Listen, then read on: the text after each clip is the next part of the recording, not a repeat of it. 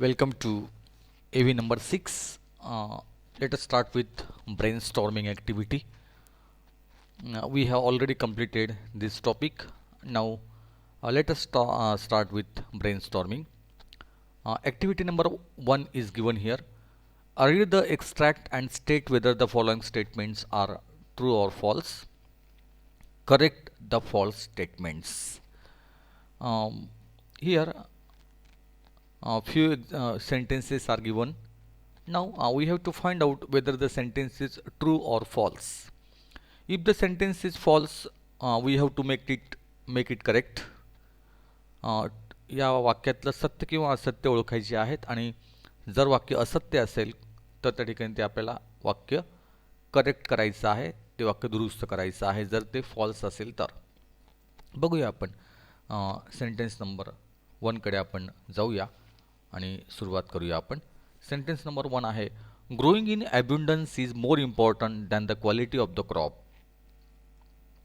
Growing in abundance is more important than the quality of the crop. एखाद्या पिकाची क्वालिटीपेक्षाही त्याचं जास्तीचं वाढणं हे महत्त्वाचं असतं. हे पीक महत्त्वाचं, पिकाची क्वालिटी महत्त्वाची नाही, पण पिकाचं जास्ती वाढणं हे महत्त्वाचं असतं. हे वाक्य चुकीचं आहे. दिस सेंटेन्स इज फॉल्स. तर त्याऐवजी हे सेंटेन्स आपलं असेल, the quality is more important than growing in abundance of the crop. The quality of the crop is more important than growing in abundance. तर क्वालिटी महत्त्वाची आहे, तर ॲब्युंडन्स अर्थ विपुल प्रमाणात, मोठ्या प्रमाणावर. ग्रोईंग म्हणजे वाढणं, तर मोठ्या प्रमाणावर वाढणं किंवा उत्पन्न मिळणं हे महत्त्वाचं नाही, तर त्याची क्वालिटी जी आहे ती महत्त्वाची आहे. तर statement is false and correct statement is the quality is more important than growing in abundance. Second, b, the author wanted to grow the desi variety of rice. The author wanted to grow the desi variety of rice. लेखकाला त्या ठिकाणी देसी variety जी आहे, जी देशी जात आहे तांदूळाची, ती वाढवायची होती, ती लावायची होती. अगदी बरोबर आहे वाक्य. The author wanted to grow the desi variety of rice, अगदी बरोबर आहे. त्यानंतर, the aroma of the desi rice would spread around the village. ॲरोमाचा अर्थ आहे सुवास, त्याला आपण फ्रॅग्रन्स असं म्हणतो, सेंट असं म्हणतो. तर जो सुगंध आहे, the aroma of the desi rice would spread around the village. तर संपूर्ण गावामध्ये त्या ठिकाणी जो वास आहे त्या झाडाचा तो त्या ठिकाणी पसरायचा. तर अगदी बरोबर आहे ते वाक्य, ट्रू आहे. Sentence is true. The author wanted to grow desi variety of rice, हे पण बरोबर आहे. तिसरं राहिलं वाटतं आपलं. The author did not succeed in finding Kasbai. लेखकाला त्या ठिकाणी कासबाई ही जात शोधण्यात यश आलं नव्हतं, तर यश आलेलं आहे त्याला. हे ठिकाणी वाक्य फॉल्स आहे ते. Sentence is false. C is false. The author succeed in finding Kasbai. तर त्याला निश्चितच त्या ठिकाणी यश आलं होतं. The author succeed in finding Kasbai, हे वाक्य चुकीचं आहे, तर त्याला यश आलेलं आहे. The aroma of the desi rice would spread around the village. तो जो वास आहे तो संपूर्ण गावात त्या ठिकाणी अतिशय पसरायचा, आणि अगदी बरोबर आहे वाक्य. Sentence is true. Number next, newer hybrid crops have a great appetite for chemicals. ज्या नवनवीन जाती येत आहेत त्या जातींना त्या ठिकाणी newer hybrid crops have a great appetite for chemicals, अगदी बरोबर आहे. तर जेवढ्या जाती नवीन येतील तेवढं केमिकल जी आहे, केमिकलची भूक जी आहे, ॲपिटाईटचा अर्थ होतो भूक. तर जेवढं तुम्ही केमिकल्स टाकाल त्या शेतामध्ये तेवढी ती भूक वाढत जाते त्या पिकाची, तेवढी ती जमिनीचा कस कमी होतो आणि केमिकल्स मात्र त्या ठिकाणी ती जमीन जास्त मागते. म्हणजे हे वाक्यसुद्धा अगदी बरोबर आहे, ट्रू आहे sentence. The author is an example of reverse migration.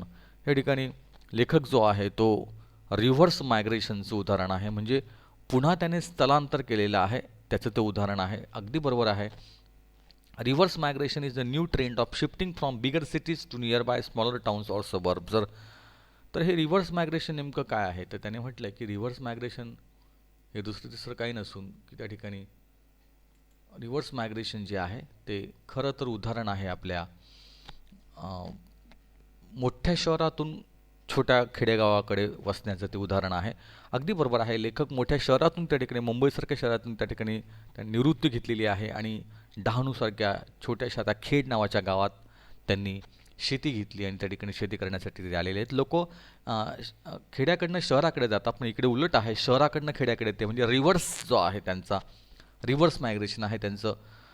अशा पद्धतीने त्यांनी उलट असा प्रवास जो आहे तो केलेला आहे शहराकडनं खेड्याकडे या अर्थाने. तर हे वाक्यसुद्धा बरोबर आहे. तर या पद्धतीने ट्रू आणि फॉल्स आपण बघितलेलं आहे. पुढे आपण जाऊया. Complete the flow chart, consider this to be an example of note making. तर हा जो फ्लो चार्ट आहे हा पूर्ण करायचा आहे. Consider this to be an example of note making. तर आपण एक नोट मेकिंग बनवत आहोत. नोट मेकिंगचा अर्थ होतो मुद्दे काढणं. तर मुद्दे काढत आहोत या उद्देशाने त्या ठिकाणी आपल्याला हे पूर्ण करायचं आहे.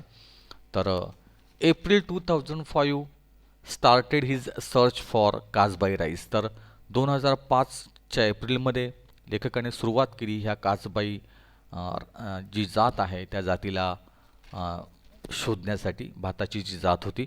त्यानंतर पुढे काय घडलं. Second, the elders in the village told him about Kasbai whose seeds had disappeared. तर त्या ठिकाणी जे गावातले वयस्कर लोक होते, the elders in the village told him about the Kasbai whose seeds had disappeared, की त्यांनी कासबाई जातीबद्दल सांगितलं की ज्याची जी जात जी आहे ती पूर्णतः समाप्त झालेली आहे असं सांगितलं. पुढे, एक sarpanch Devhanda told him about the specialities of Kasbai and the reason for stopping its growth. तर जे सरपंच होते, माजी सरपंच आपले देवहंडा नावाचे जे होते, त्यांनी त्या कासबाई जातीची जी वैशिष्ट्यपूर्णता आहे ती सांगितली आणि लोकांनी ते का लोक ते वाढवत नाही किंवा लोक ते का लावत नाही त्याबद्दल पण त्यांनी त्याची कारणं सांगितली. नंतर Devhanda gave him the information of the place where Kasbai seeds might be possible to get. देवहंडाने हे पण सांगितलं की कोणत्या ठिकाणी ही कासबाईची जात मिळू शकते आणि त्याबद्दल त्यांनी माहिती दिली. Bought कासबाई in rice from an adivasi woman in a remote area. आणि अशा पद्धतीने एका लांब अंतरावरच्या एका छोट्याशा बोरीपाडा नावाच्या त्या छोट्याशा खेड्यातून त्यांनी त्या आदिवासी बाईंकडनं ती जात जी आहे कासबाई नावाची जी भाताची जात आहे ती जात त्यांनी शोधली. तर या पद्धतीने आपल्याला हे जे 3 बॉक्स आहेत ते पूर्ण करायचे होते आणि नोट मेकिंग जे आहे ते पूर्ण करायचं आहे. पुढे आपण जाऊया. Read the text and fill in the blanks, one is done for you. तर पुढची टेक्स्ट वाचा आणि आपल्याला ती पूर्ण करायची आहे. ज्या ब्लँक स्पेस आहेत त्या पूर्ण करायच्या आहे. इथे जे दिलेलं आहे, the author wanted to grow organic moong. लेखकाला त्या ठिकाणी ऑर्गॅनिक मूग जे आहे ते उगवायचे होते. Moru Dada wanted to spray dash on the moong crop. Moru Dada wanted to spray, काय त्यांना फवारायचं होतं त्या पिकावर. तर Moru Dada wanted to spray pesticide on the moong crop. Pesticide म्हणजे कीटकनाशक त्यांना फवारायचे होते त्या झाडावर. Baban's father and some elders mention the name of dash. Baban's father and some elders mention the name of. तर बबन्सचे वडील आणि काही जे वयस्क लोक आहेत त्यांनी कोणतं नाव सुचवलं, द नेम ऑफ कासबाई. कासबाईचं नाव त्यांनी सुचवलं. Hybrids need more dash sed देवहंडा. तर देवहंडानी हायब्रिड्स नीड मोर काय, तर मोर वॉटर, फर्टिलायझर्स, पेस्टिसाइड. तर ज्या हायब्रिड जाती आहेत म्हणजे ज्या मिक्स जाती आहेत त्या मिक्स जाती जास्त पाणी लागतं, जास्त खतं लागतात आणि जास्त कीटकनाशकं त्या ठिकाणी लागतात असं देवहंडा म्हणाले.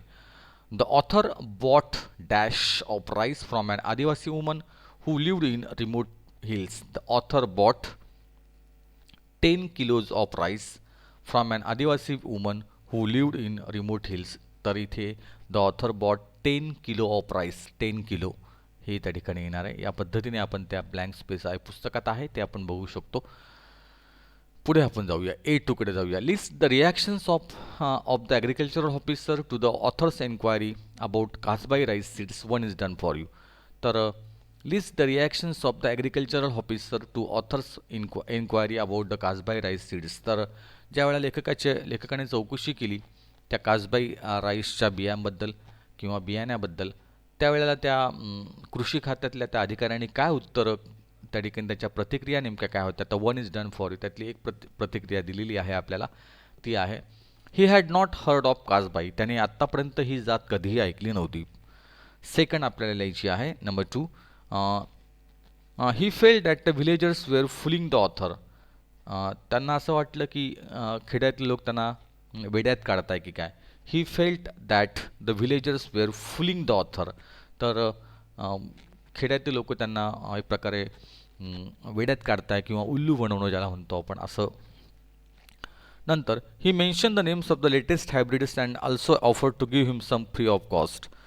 ही mention the names of the latest hybrid varieties and also offer to give him some free of cost. आणि त्यांनी काही जी अलीकडची जी हायब्रिड जाती आहेत त्यांची नावं सुचवली आणि त्यांनी फ्री ऑफ कॉस्ट म्हणजे कुठलेही पैसे न घेता त्यांनी काही जाती ज्या आहेत त्या देऊ पण केल्या आपल्या लेखकाला. तर त्यांची प्रतिक्रिया नेमकी त्या कृषी अधिकाऱ्यांची काय होती ते आपल्याला सांगायचं आहे. पुढे आपण जाऊया. Second, go through the text once again and note down Devhanda's fond memories of Kasbai in your exercise book. One is done for you. तर go through the text once again and note down Devhanda's fond memories of Kasbai. तर कासबाईबद्दल कोणत्या आठवणी ज्या आहेत कासबाईबद्दलच्या त्या आलेल्या आहेत. कासबाईच्या कोणत्या आठवणी त्यांनी सांगितलेल्या आहेत, तर देवहंडांच्या आठवणी ज्या आहेत. One is done for you. Devhanda has fond memories of Kasbai. They are as follows. It needs dash rain. It needs no protection from rain. तर पावसापासून त्याला कुठलंही प्रोटेक्शनची आवश्यकता नव्हती, कुठल्याही संरक्षणाची आवश्यकता नव्हती. कितीही पाऊस आला तरी त्या ठिकाणी ती जात टिकायची. It has an alluring aroma. त्याचा ॲरोमा जो आहे, त्याचा सुगंध जो आहे तो अतिशय आकर्षक असा. It has an attractive aroma. त्याचा सुगंध आकर्षक होता. C, it has no hunger for chemicals like fertilisers and pesticide. त्या जातीला कुठल्याही प्रकारची केमिकल्स, फर्टिलायझर्सची भूक किंवा पेस्टिसाइडची भूक नव्हती. तर अशी ती जात होती की ज्याला कुठलेही केमिकल्स, फर्टिलायझर्स, कुठलेही पेस्टिसाइड त्याला चालत नव्हते, अशी ती जात होती. तर त्या जातीबद्दलच्या आठवणी ज्या आहेत त्या सांगितलेल्या आहेत देवहंडा यांनी. A3कडे आपण जाऊया. The writer says he grew an awful of moong. Explain the word awful in this sentence. तर the writer says he grew an awful of moong. तर काही अतिशय आश्चर्यकारक मूग त्यांनी बघितले. Explain the word awful in this sentence. या वाक्यामध्ये ऑफुल या शब्दाचा अर्थ नेमका काय आलेला आहे. And awful lot is an idiom meaning a very large amount. तर मोठ्या प्रमाणात त्याला म्हणतात ऑफुल, जास्त प्रमाणात. Everyone known to the writer did not expect a good yield of moong since he refuse to spray any chemical on the plant. In spite of that, nature did her job and the writer could get 300 kilograms of moog, which was not only awful, that means large number, but also a confidence builder for a first timer.